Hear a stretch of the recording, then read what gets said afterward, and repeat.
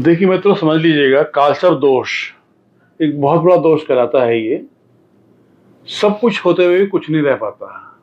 सब कुछ होते हुए भी कोई तरक्की नहीं हो पाती, बच्चे आगे नहीं बढ़ पाते, धन की इच्छा होती है, धन आ नहीं पाता और काफी कष्टकारी बन जाता है। तो ये होता क्या है, पहले मैं आपको ये समझा दूं।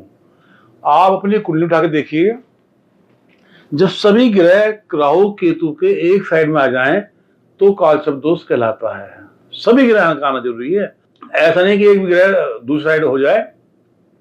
सभी ग्रह जब राहु केतु के एक साइड में होते हैं तो कालसर्प दोष बन जाता है।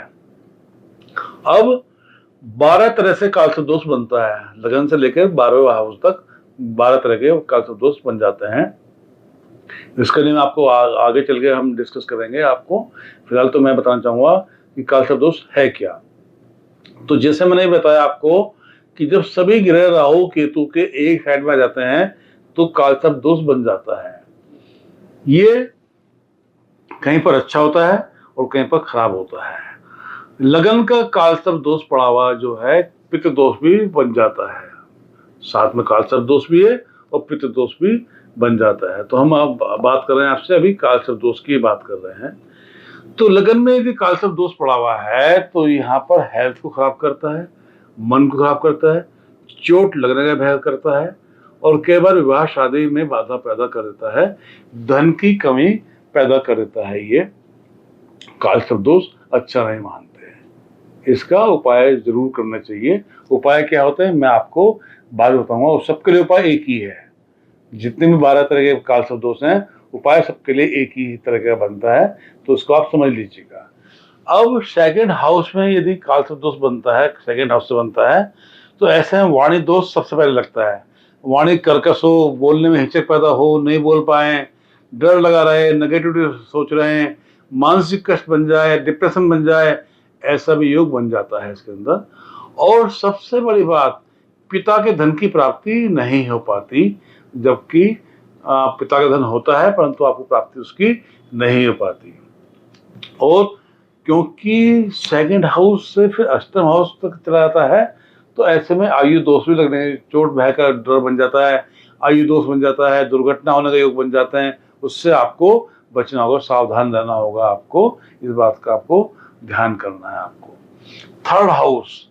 थर्ड हाउस से कालसर्प दोष यदि बन रहा है आपकी कुंडली के अंदर, तो सबसे पहले ये भाई बहन के सुख में कमी करता है, भाई बहन के सुख को नष्ट कर देता है। ये तो ये अच्छा नहीं मानते। थर्ड हाउस से पराक्रम की शून्यता करता है, यानी कि ऐसे व्यक्ति थोड़ा सा आलसी टाइप का बन जाता है, तरक्की नहीं हो पाती है, मेहनत कर नहीं पाता है और नेगेटिव विचार दिमाग के अंदर आते रहते हैं। भाई बहन की कमी होती है, भाग्य के साथ दे नहीं पाता। तो यहाँ पर ये बात मैंने बताई थर्ड हाउस की।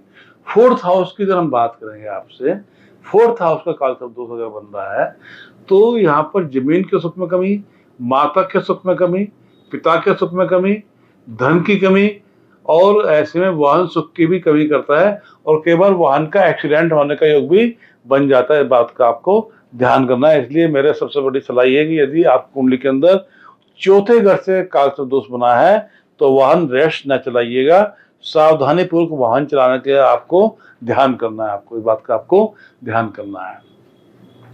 पंचम भाव से कालसर्प दोष यदि बनता है आपको, तो पंचम भाव से यदि कालसर्प दोष बनता है तो संतान सुख में कमी सबसे पहले देके चलता है। ये अच्छे मित्र नहीं हो, संतान सुख में कमी हो जाए, विद्या बुद्धि बल की कमी हो जाए, पढ़ाई में मन न लगे, मन खराब रहे, डिप्रेशन बन जाए, नेगेटिव विचार बन जाए और लाभ की कमी हो जाती है। ऐसे में इसका आपको ध्यान करना है। आपको अब छठे घर का कालसर्प दोष, छठे घर का कालसर्प दोष जो है थोड़ा सा अच्छा मानता हूं इसको मैं। ये रोगों को कमी करता है, मन को ठीक रखता है और घर में सुख सौभाग्य की बढ़ोतरी करता है। अगर राहु यहाँ पर राहु के केतु उच्च का बैठा हो तो उसका आपको किसी योग्य पंडित से पूछ लेना है कि राहु केतु उच्च के हैं आपके नहीं है। अगर ऐसे हैं तो छठे भाव में कालसर्प दोष अच्छा मानते हैं, सुख सौभाग्य की वृद्धि करता है, मान सम्मान को बढ़ाता है और रोगों को नष्ट कर बैठता है। सप्तम भाव की पूर्ति पहले हो गई है, लगन से हमने जब बात की थी तो उसका सेकंड हाउस जो दूसरा भाव था वो सप्तम भाव होता है। तो इस तरह मिला के ये 12 भाव से कालसर्प दोष बनता है। इसका उपाय क्या है? उपाय के लिए इसके लिए एक तो पूजा होती है, यज्ञ कराइएगा विधि विधान से, किसी योग्य पंडित से यज्ञ कराइए, कालसर्प दोष की पूजा कराइएगा, दान कीजिएगा, राहु का दान, केतु का दान, दोनों दान इसमें करने होते हैं। या कालसर्प दोष निवारक कवच आपको धारण करना है, उससे भी आपको बड़ा फर्क पड़ेगा। आपको इस बात का आपको ध्यान कर लेना है आपको। तो पूजा इसकी होती है, पंडित पूजा करते हैं, 5 दिन तक की पूजा होती है इसकी, 5 दिन तक जाप चलते हैं, छठे 7 दिन पंडित लोग इसका हवन करते हैं, जिसमें आपका होना अनिवार्य हो जाता है। इतना करेंगे तो आप कालसर्प दोष से मुक्ति आपको प्राप्ति आपकी हो जाएगी। बाबा कृपा करें।